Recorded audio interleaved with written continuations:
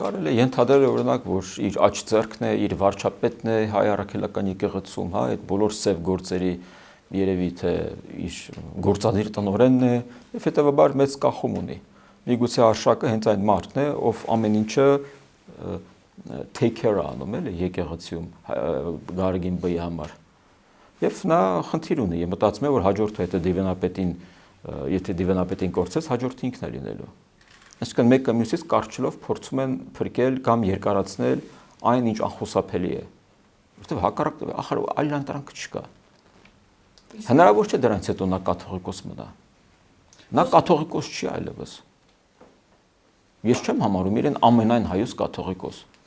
Ամենայն նշանակում է բոլոր հայերի։ Ինչն է ինքն է բոլոր հայերի կաթողիկոսն է։ Քանի հոգի են իրեն ճանաչում որպես կաթողիկոս։